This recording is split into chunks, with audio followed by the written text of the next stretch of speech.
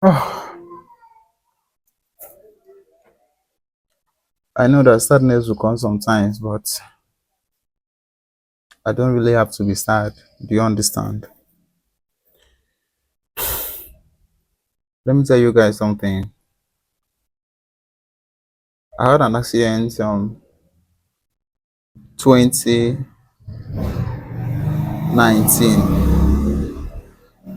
and since that 2019, I've been the one taking care of myself. I've been the one doing everything for myself. It was not just an accident, it was the kind of accident that took my one leg. So I lost my one leg, my left leg there. So guys, I'm just trying to be happy sometimes, and sometimes I just feel sad because imagine somebody that was normal, that was okay before, this was me before. I was with my normal leg, two legs, but right now I'm not.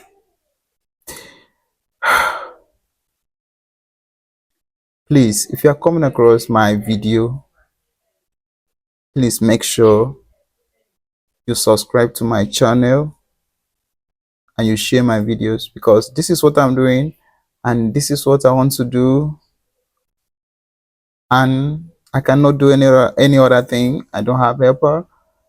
Nobody is supporting me, nobody is helping me, so I'm the one supporting myself, I'm the one helping myself. So please,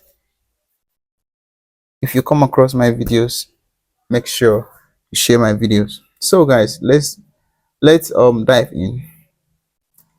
So it was when I was coming back from work, that's 2019.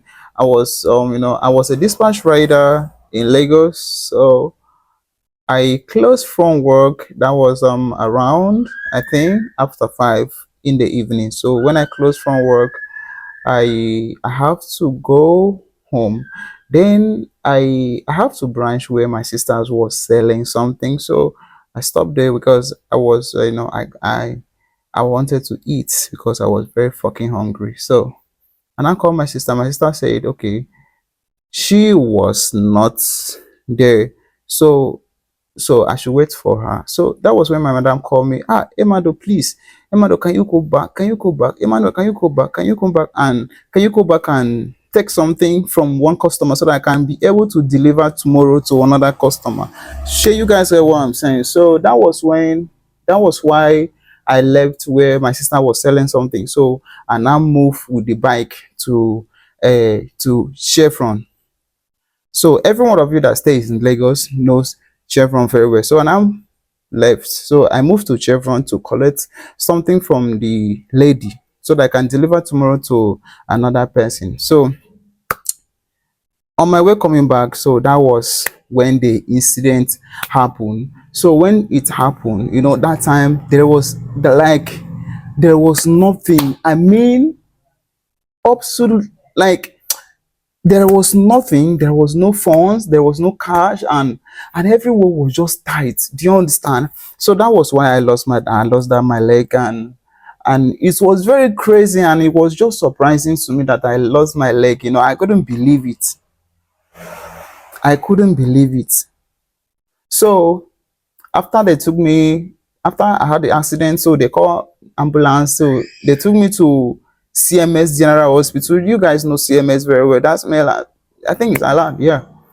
General Hospital in CMS. So when they took me there, and the doctor told me, okay, they want to insert iron. They want to put iron in that my leg. So I was like, okay, I will not be able to play ball again if they insert iron in this leg. I will not be able to. I don't think that I will, it's going to be functioning well, and maybe I will not be able to play ball again, all those stuff. So I was just having a lot of thoughts in my mind. So I didn't know. So because it was only me and my sisters, yeah, my sister and my other brother, and all of us. There was nothing. Do you understand? Do you understand when somebody had an accident and the family couldn't even afford to buy a hospital card, and I was even left outside. You know, when they took me to the hospital, I was left outside. Like I was left outside, and they couldn't even allow me to go inside. And they were like, okay, I need to buy card. I swear to God, there was nothing. So I have to get the card then before. So after, when the doctor told me that okay, they want to put iron in my leg, I was like, ah, God, I will not be able to play ball again, all those stuff. So that was when I left. So they have to, every after everything, they have to discharge me. So I left. So I wanted to go to the native way, so that they will be able to, to fix the bone and do everything possible to make sure that my leg, comes back. Understand? So that was when I left, and I went to my sister's house. So they called somebody. The person was my tribe person. It was a Akwa Ibom person, a Akwa Ibom man, and the person was just like, "Oh no, he came." And let me tell you something, guys. I never had this thought in my mind. Like, I never knew anything about bone specialists before. Seriously speaking, I never knew anything about bone specialists, and this man couldn't even show us any pictures of his works. Do you guys understand? So this man was just like, okay, he knew how to do it. Okay, oh yeah, start. This man now use bandage and cotton wool. Imagine when your leg is cut, but the back vein, I don't know how to explain it, was still there. And this man was just like, oh, this man packed cotton wool and put inside my leg and tied with bandage. The heat alone, do you understand? This man tied my leg with bandage, and that was when I realized that this earth, like the wall alone, this wall, is not really my own. I wanted to, like, I was just saying, God, I want to die, I want to buy. Do you guys understand? So that was when, after the man tied the leg and the man went to his house. I was not even in his house, so I was in my sister's house, and this man couldn't even take me to his house to treat down my leg and to fix the leg where. So the man went home for 4 good days. For 4 good days, this man couldn't show face again. This man couldn't show face and loose down my leg and check what is there until this leg spoiled. Do you guys understand? Until this leg spoiled, and God, I don't even know how to explain, because the thing was so terrible to the extent I couldn't even say anything. When my that was I when my mom heard about it, and it was like, ah, God, what is going on? All those stuff.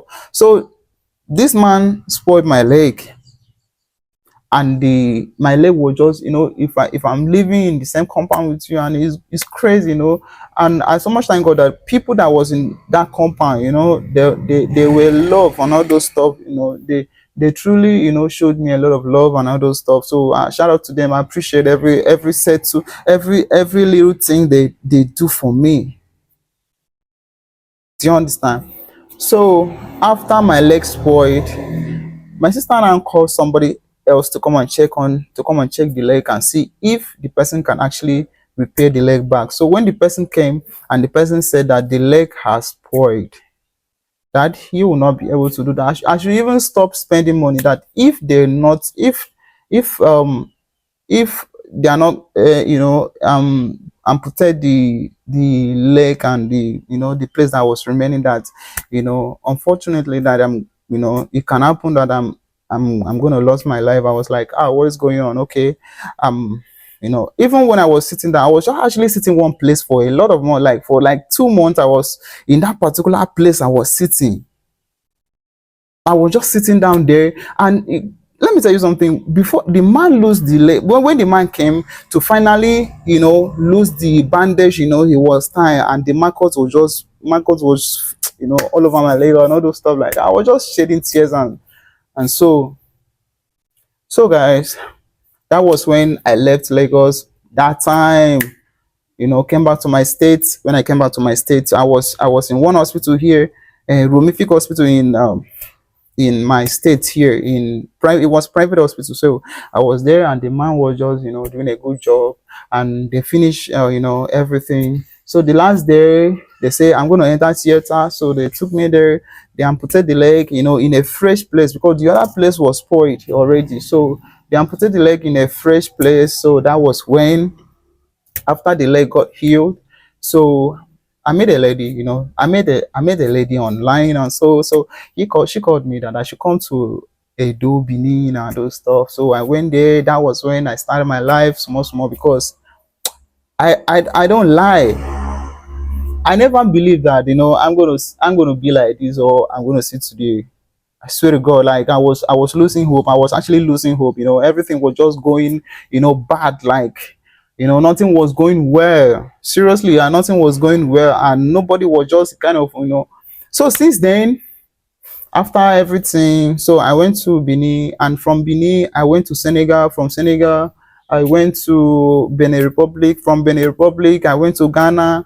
So that was when I came back to I came back to Lagos. So I stayed in Lagos, for a lot of those years.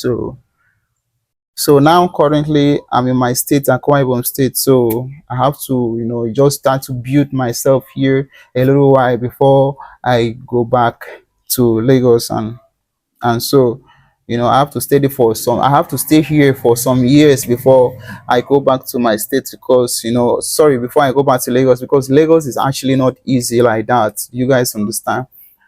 So I have a lot of story to tell you guys, but I think first of all I need to go, little by little, so that you guys can understand what I'm saying. So please, if you are coming across my channel on YouTube, please just make sure to subscribe to my channel and share my videos, please. And don't forget to turn on the notification button to able to see my videos anytime I drop videos. That is the only way that you can support me and make me happy. Thank you so much, guys, and I appreciate every one of you that come across this video. Please watch the video to the end and make sure you share it. Thank you very, very, very much. I love you guys. Thank you.